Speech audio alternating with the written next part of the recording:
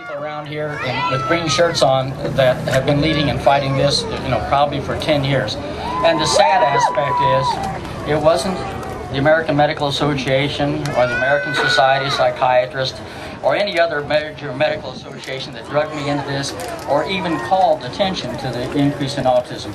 It was the beautiful parents of these autistic children who have been fighting, and now they're winning.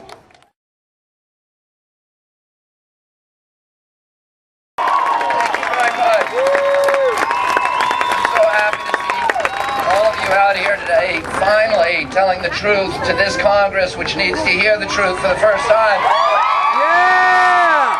As Floyd Haley says, the press isn't telling it to them. We have, the one exception is UPI that has done a great job, and we need to give them an applause for what they've done. Because they're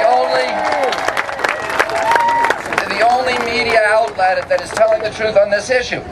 I didn't want to get involved in this issue. I got dragged into this issue because the truth became undeniable to me. And I was working on mercury issues from an environmental standpoint, on power plants which discharge enormous coal-burning power plants, which discharge enormous amounts of mercury. And about 8 years ago, the EPA said that in 19 states, because of mercury discharge from power plants, it is now unsafe to eat any freshwater fish in the state. In 49 states, at least some of the fish are unsafe to eat because of mercury. In fact, the only state where all of the fish are still safe to eat is Wyoming, Dick Cheney's home state, where the Republican-controlled legislature has refused to appropriate the money to test the fish. In all the other states, at least some, most, or all the fish are unsafe to eat. The Atlantic coast, every state on the Atlantic coast has fish advisories. Every state in the Gulf Coast, every fish caught in the Gulf now has the Gulf of Mexico now has fish advisories. If you eat tuna fish, the FDA will warn you not to eat too much of it. Swordfish, all these fish. And why? Because it causes neurological injury in children. So the government scientists are acknowledging that even tiny infinitesimal amounts of mercury, parts per billion, will cause profound neurological injury in children.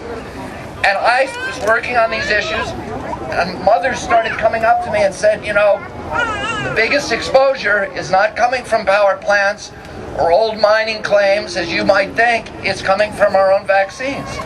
And they asked me to work on it and just to look into it. And they were not hysterical people. They were people.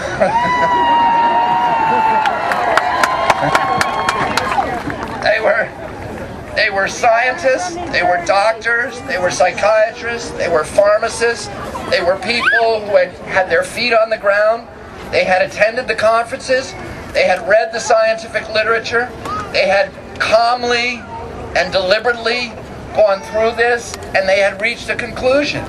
And the conclusion was that the vaccines were destroying the health, were making the sickest generation of American children in the history of our country. Yes. And I started looking into it, and somebody provided me with the Simpson-Wood memo. Yeah! Which I then published in Rolling Stone. And Simpson-Wood was the transcripts of a secret meeting that was held between CDC and 75 representatives of the vaccine industry, in which they reviewed a report that CDC had ordered, the Verstraeten study, of the 100,000 children in the United States vaccine safety database. And when they looked at it themselves, they said, it is impossible, this is a quote, to massage this data to make the signal go away. There is no denying that there is a connection between autism and thimerosal in the vaccines. And they said, and this is what they said, I didn't say this, this is what their own scientists and their own conclusion of the best doctors, the top people at CDC, the top people at the pharmaceutical industry. And when they had this meeting, they had it not in Atlanta, which was the headquarters of the CDC, but in Simpson-Wood at a private conference center, because they believed that would make them able to insulate themselves from a court request under the Freedom of Information Law, and they would not have to disclose the transcripts of these meetings to the public. Somebody transcribed the meetings. and we were able to get a hold of it. But you have them talking about the Verstraeten study and saying there's a clear link, not just with autism, but with a whole range of neurological disorders. Speech delay, language delay, all kinds of learning disorders, ADD, hyperactivity disorder, and the injection of these vaccines. And they could tell because, as you know, vaccine protocols were dramatically increased. When I was a little boy, we only got 3 vaccines. But my children, 5 of my 6 children, got 22 vaccines beginning in 1989. That's the thimerosal generation. That's the vaccine generation. And it's the sickest generation in the history of this country. And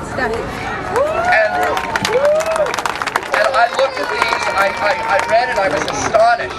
Because I have worked on environmental issues for 25 years. And I know what captive agency phenomena is. It's the dynamic by which the regulatory agencies become captured by the industries they're supposed to regulate. And there's all kinds of mechanisms that encourage that or promote that to happen. But I was shocked because I know many of these people in CDC, and I know the people in the FDA, and I know that when they entered those agencies, they entered it with a good heart, intending to do the right thing.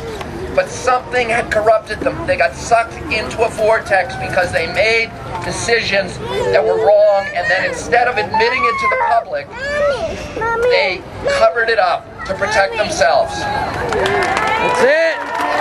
Very clear. And then I got a hold of the correspondence between the doctors and between CDC, rebuking each other and saying, why didn't we look at this? Why didn't somebody do a mass loading before we did approve these protocols with 22 vaccines to these children? Why didn't we do this? Rebuking themselves, rebuking each other. And then the Simpson-Wood transcripts after the first maybe 2 hours in which they are talking about the undeniability of the connection between autism and thimerosal, the impossibility of massaging the data further in order to try to eliminate those signals. That's what they spend the first 2 hours. The rest of the meeting they spend talking about how do we hide this from the press, from the public, and what they call the predatory bar. All the lawyers out there who may represent people who were injured by their negligence.